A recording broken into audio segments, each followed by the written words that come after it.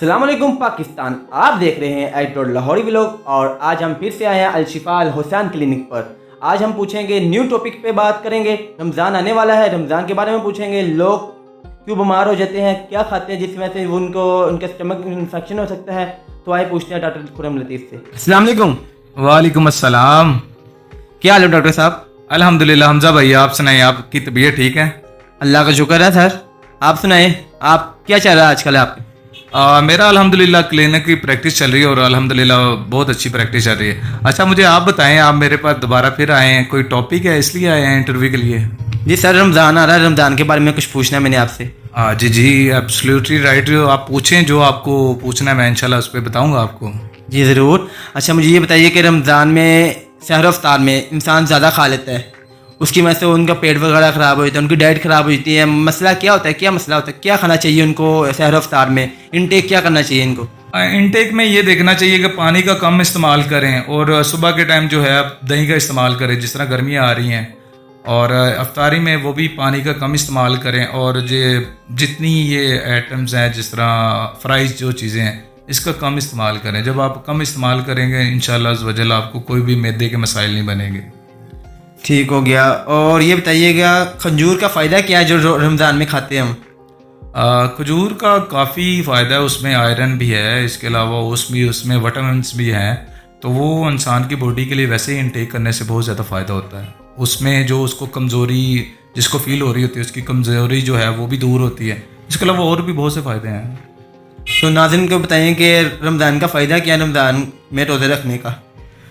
रमज़ान का तो बहुत ज़्यादा फ़ायदा है। जिस तरह अल्लाह ताला ने एक निज़ाम बनाया है, जिस तरह सुबह है और रात है, इनका टाइम है कि एक टाइम के मुताबिक जो आते हैं, बिल्कुल इसी तरह रमज़ान का एक सिस्टम है कि पूरा साल आप खाते हैं।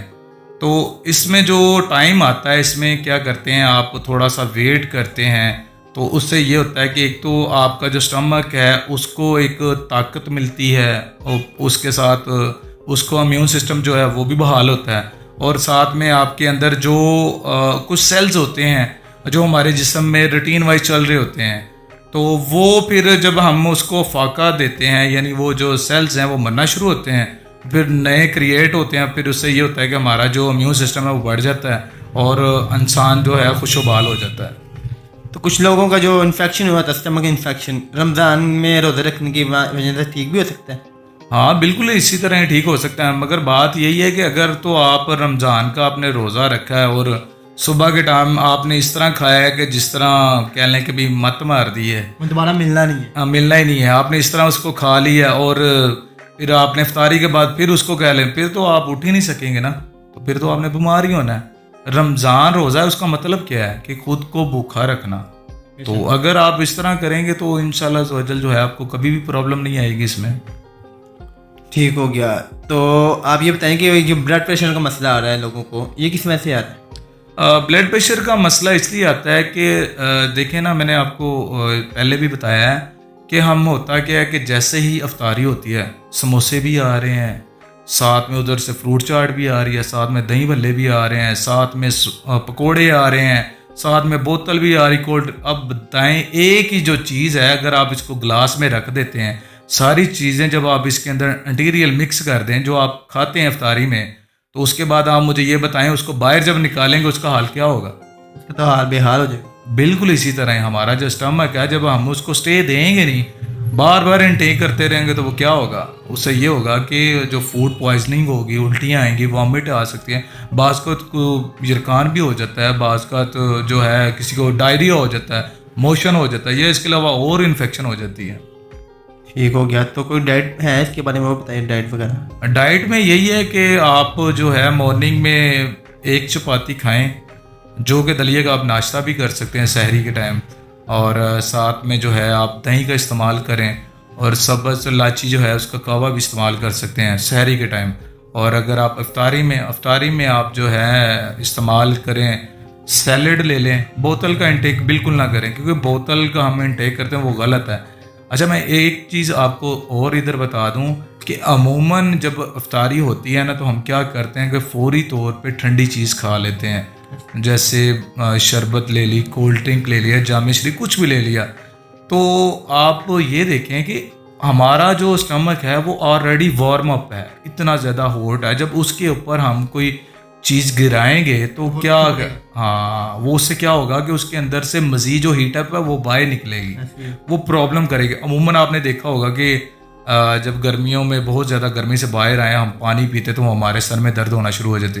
बिल्कुल एज इट इज़ में ये होता है कि जब हम अफ्तारी में जब हम करते हैं तो जब ठंडी चीज़ का इस्तेमाल करते हैं उससे क्या होता है, फिर वो हमें रिफ्लेक्ट करती है, जो हमें नुकसान देती है, जिसकी वजह से प्रॉब्लम होती है। और फिर साथ में क्या करते हैं, इधर से हम ठंडी चीज़ खा रहे हैं, ऊपर से हम तली हुई चीज़ खा रहे हैं, उसको क्या कर रहे हैं, हम उसको तह लगा रहे हैं, उसको मसला बना रहे हैं। अच्छा, अब मैं ऑयल की बात कर रहा था कि देखें, वो जो ऑयल होता है वो हमारे बेसन में जाके क्या करता है, वो जम जाता है।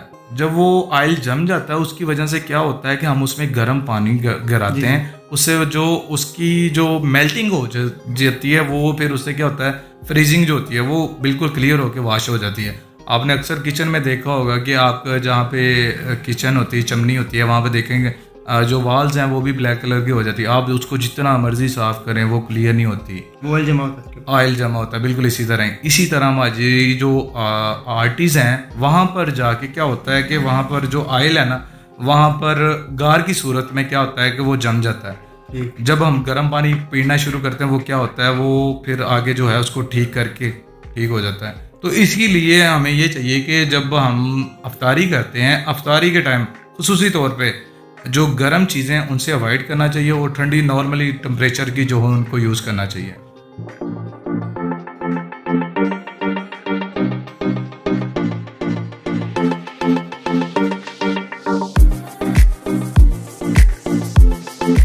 मतलब कि आर्टरीज में ऑयल जमने से हार्ट अटैक भी हो सकता है, ये सुना मैंने।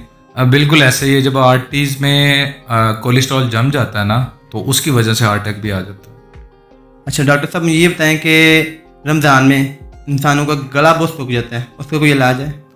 बिल्कुल है। मैंने आपको फर्स्ट में बताया कि मॉर्निंग के टाइम अगर सहरी में वो सौंफ इलायची का कावा इस्तेमाल कर ले तो फिर उसके लिए कोई प्रॉब्लम नहीं होती, उनको प्यास कम लगेगी। ओके, थैंक यू डॉक्टर साहब। और सॉरी डॉक्टर साहब, ये आपका ना शुरू से लगाया तो पता नहीं लगा। ठीक है, तो डॉक्टर साहब अपने चाहने वालों को अपना एड्रेस बता देगा। हमारा एड्रेस है ममदिया कोट, सब्ज़ाज़ार बी ब्लॉक, और इसके अलावा गूगल पे भी मेरी लोकेशन पड़ी है और यूट्यूब पे भी मैंने लोकेशन जो है वो कनेक्ट किया हुआ है, तो आप मुझसे रब्ता कर सकते हैं।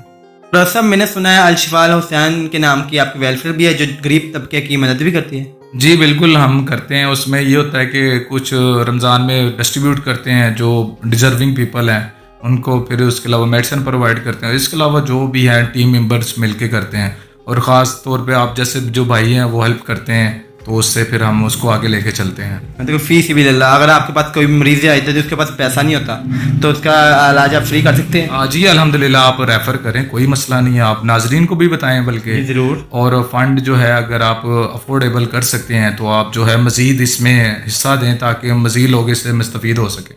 तो आप बताएं कि लोग कोई फंड करना चाहिए आपको तो फिर किस तरह करेंगे? मेरा सोशल मीडिया पे कॉन्टेक्ट नंबर है, आप मुझे वहाँ पर इजी पैसा जैश भी करा सकते हैं। अगर फिर भी किसी को चाहिए हो तो आप मेरे कॉन्टेक्ट करके मेरे नंबर पे मैं आपको अकाउंट नंबर दे दूँगा, आप उसमें करवा सकते हैं। तो कुछ लोग सोचते हैं कि ये बंदा खा देते हैं, तो उसके लिए कोई प्रूफ है आपके पास कि ये बंदा? जी बिल्कुल, मेरे पास प्रूफ होता है। मेरे पास आप आएँ, आके मैं आपको कंप्यूटर में भी दिखा दूँगा। इसके अलावा जो बिल्स हमने पेड किए हैं, जो हम डिस्ट्रीब्यूट करते हैं, वो सब की तस्वीरें मेरे पास अवेलेबल हैं। आप आएँ, आप चेक करें। Thank you. बल्कि आप खुद मेरे साथ मिलके जो है अपने पैसों से खुद आप देख सकते हैं कि हम किन लोगों को डिस्ट्रीब्यूट कर रहे हैं। बल्कि ठीक हो गया डॉक्टर साहब, आपसे मिलकर बहुत अच्छा लगा।